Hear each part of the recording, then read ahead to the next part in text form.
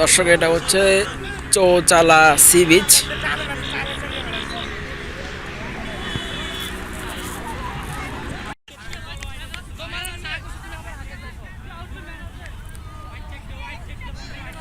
সমুদ্রের পাড়টা, সমুদ্র আসলে এই জায়গার পরে আমি যতটুকু শুনেছি যে এই পুরো জায়গাটা কিন্তু এরকম ছিল না। এটা একেবারে সম্প্রতি এই জায়গাটা পুরো মাটি দিয়ে ভরাট করে ফেলা হয়েছে। সম্ভবত এখানে কোনো প্ল্যান আছে সরকারের এই জায়গাটা নিয়ে, মনে হচ্ছে সেরকম কিছুই।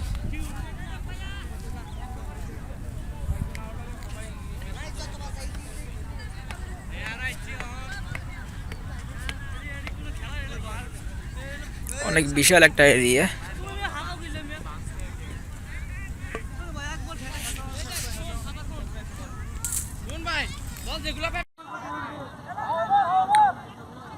দর্শক, আগেই বলেছিলাম যে আমাদের মূল উদ্দেশ্য আসলে গ্রাম ভ্রমণ করা, কোনো দর্শনীয় জায়গা ঘোরা না।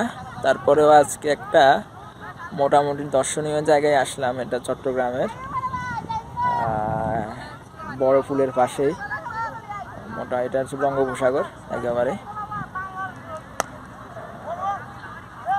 এখানে সম্ভবত জোয়ারের পানি আসে, আমি ঠিক নিশ্চিত নই।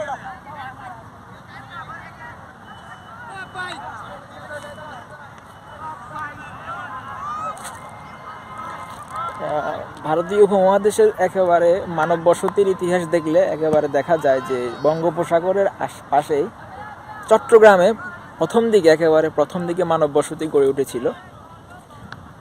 সম্ভবত এই সমুদ্রের আশেপাশে কোথাও প্রথম মানব বসতি গড়ে উঠেছিল। এরপর থেকেই পুরো বাংলাদেশে ধীরে ধীরে মানব বসতি তৈরি হয়। এটাই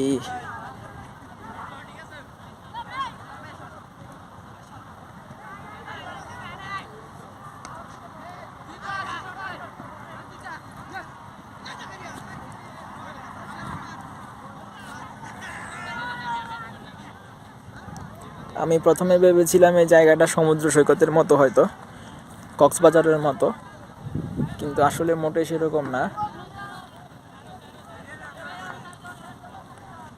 আর কুয়াশার কারণে সাগরের দৃশ্যটা একেবারে দেখা যাচ্ছে না এখানে।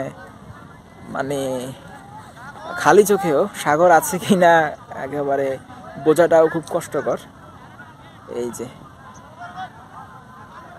ঘন কুয়াশার কারণে।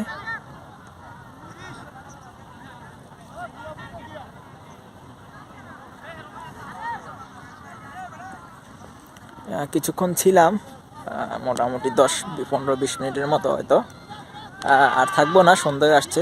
যাই হোক দর্শক,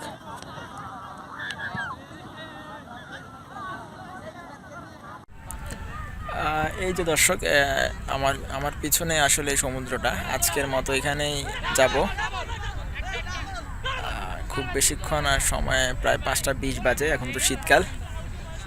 ঠিক আছে, আল্লাহ হাফেজ।